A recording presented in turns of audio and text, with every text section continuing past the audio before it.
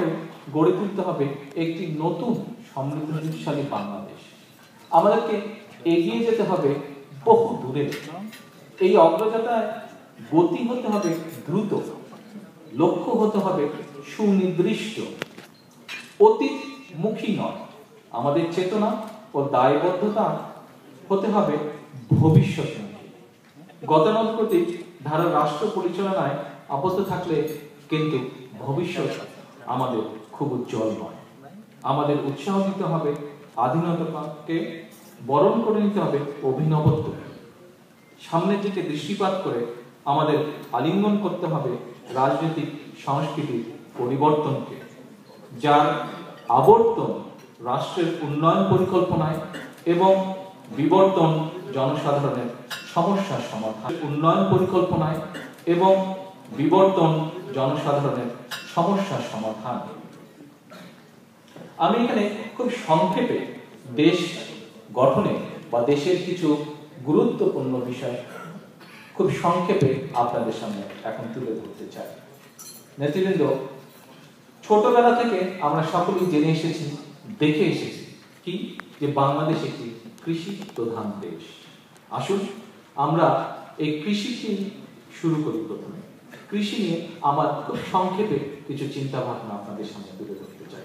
বৈচিত্র্য এনে এগুলিকে সময় উপযোগী করা এবং বাস্তবমুখী করা প্রয়োজন।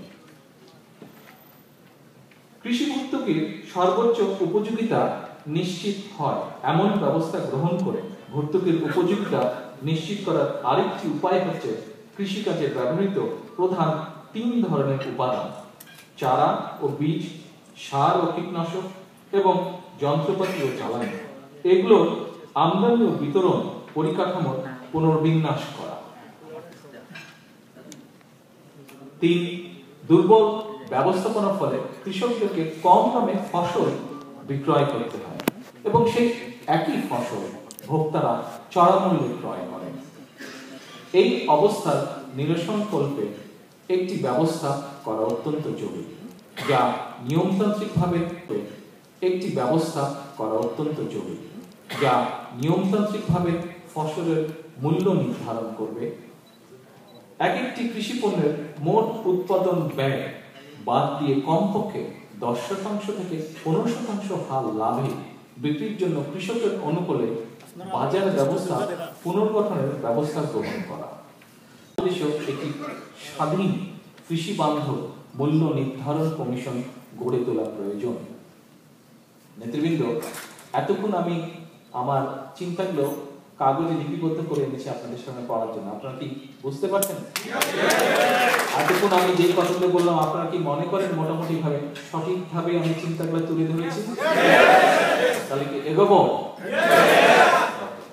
আসুন এর পরেরটা আমরা দেখি। বাংলাদেশে দেশ এবং মানুষ বাঁচানোর পূর্ব শর্ত কৃষি মান উন্নয়ন এবং কৃষকের জীবন উন্নয়ন। অতীত ও বর্তমানের মতন আমাদের ভবিষ্যৎ সমৃদ্ধিও ইনশাআল্লাহ মূল ভিত্তি হতে যাচ্ছে কৃষি, যাকে ওই পর্যায়ে নিয়ে যেতে তথা কৃষি এবং কৃষককে বাঁচানোর তাগিদে নতুন কিছু ভাবা এবং নতুন কিছু করা আজ একটি সময়ের দাবি। কৃষিক্ষেত্রে করণীয়গুলোকে আমরা হয়তো মোটামুটি 6টি মৌলিক বিষয় ভাগ করতে পারি। 1, কৃষির প্রয়োজনীয় মূলধনকে কৃষকদের কাছে সহজলভ্য করে তোলা প্রয়োজন। কৃষি ব্যাংক হচ্ছে এই ক্ষেত্রে সবচেয়ে কার্যকরী একটি প্রতিষ্ঠান। তাই কৃষি ব্যাংকের কার্যক্রমের ব্যাপকতা, এই তথ্য ভান্ডারের উদ্দেশ্য হবে দেশের সার্বিক কৃষি পরিস্থিতির চিত্র এক স্থানে ধারণ করা। দেশের কোন অঞ্চলে, কোন মৌসুমে, কোন ফসল, কোন হারে, কোন মূল্যে উৎপাদিত হয় তা জেনে সেই আলোকে কৃষি পণ্যের উৎপাদন পরিকল্পনা করা হবে একটি সময় উপযোগী সিদ্ধান্ত। তাই তথ্য ভান্ডারের নির্মাণের ক্ষেত্রে 9টি মূল বিষয় থাকতে পারে। 1, কৃষি পণ্যের খুচরা ও পাইকারি মূল্য। 2, কৃষি উপকরণ। 3, সার ও কীটনাশক। 4, অঞ্চল ভিত্তিক আভ্যন্তরীণ উৎপাদন, 5 অঞ্চল ভিত্তিক চাহিদা, 6 হিমাগার ও সংরক্ষণগার, 7 কৃষি পণ্যের প্রক্রিয়াজাতকরণ, 8 কৃষি পণ্যের পরিবহন এবং 9 আন্তর্জাতিক বাজারে চাহিদা বা রফতানির সুযোগ। নেতৃবৃন্দ, আমাদের দেশে কৃষি বলতে আমরা সাধারণত বুঝি যেখানে শুধু সমতল ভূমির কৃষিকে বোঝানো হয়, কিন্তু সুস্থ পরিকল্পনা ও ব্যবস্থাপনার উদ্যোগ বৃদ্ধি করা প্রয়োজন।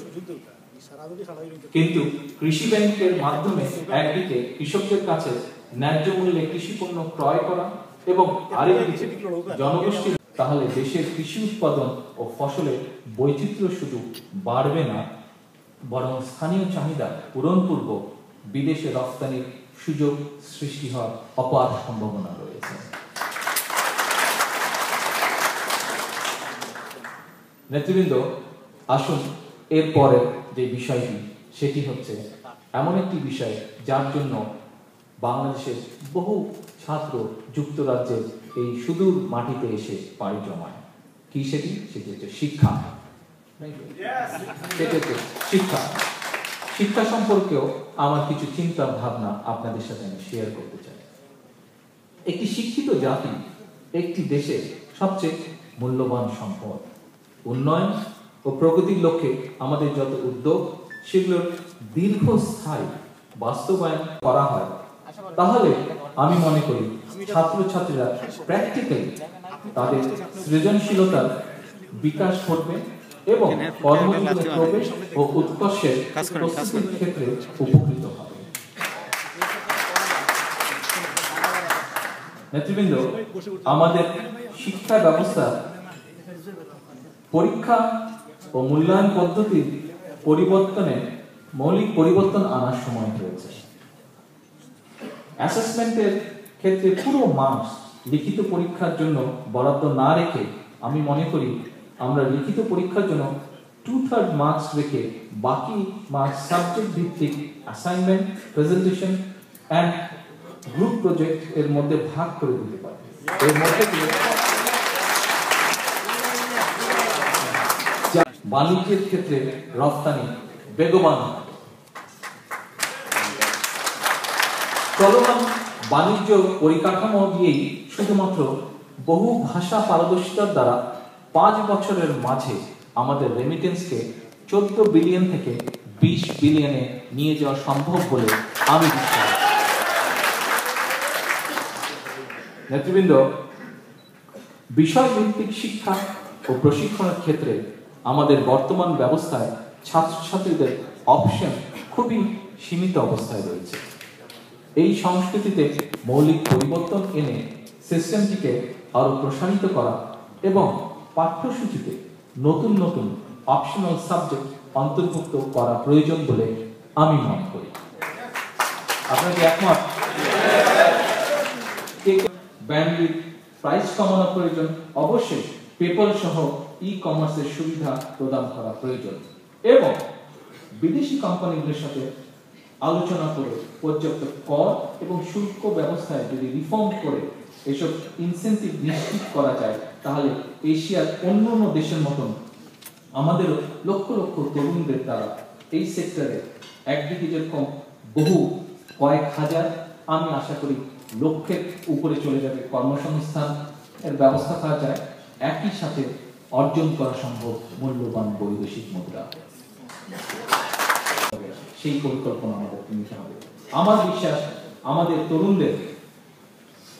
তরুণদের Google, Microsoft, Intel, LG, Samsung, সনির মতন কোম্পানিতে কাজ করবার মেধা এবং যোগ্যতা অবশ্যই আছে। আছে না?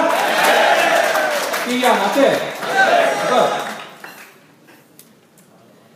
আমরা যদি নাগরিক সুবিধা সম্পন্ন কয়েকটি আইটি পার্ক স্থাপন করি, যেখানে লোকাল এবং মাল্টিন্যাশনাল কোম্পানিগুলো একসাথে সফটওয়্যার এবং হার্ডওয়্যার ডেভেলপ করবে, যেখানে সেমিকন্ডাক্টর এবং ইলেকট্রনিক্স জিনিস তারা বানাবে এবং প্রযুক্তিগত রিসার্চ এবং ম্যানুফ্যাকচারিং করবে। এই লক্ষ্যে আমাদের আরেকটি আমাদেরকে সাবমেরিন কেবল বসানো নিশ্চিত করা প্রয়োজন। একই সাথে ইন্টারনেট স্পিড বাড়ানো প্রয়োজন, ব্যান্ডউইথ প্রাইস গুণে প্রবেশের সুযোগ তৈরি হবে। এই উদ্যোগে জাতীয়ভাবে দুইটি প্রধান ভূমিকা পালনে সক্ষম হবে বলে আমি ব্যক্তিগতভাবে মনে করি। প্রথমত, দেশে এই মুহূর্তে প্রায় 3 কোটি কর্মক্ষম বেকার রয়েছে, যে সংখ্যা ইনশাল্লাহ কোটির নিচে নেমে আসবে এবং কর্মজীবী বাংলাদেশিদের সংখ্যা 5.5 কোটি থেকে 8 কোটিতে উন্নীত হবে বলে আমি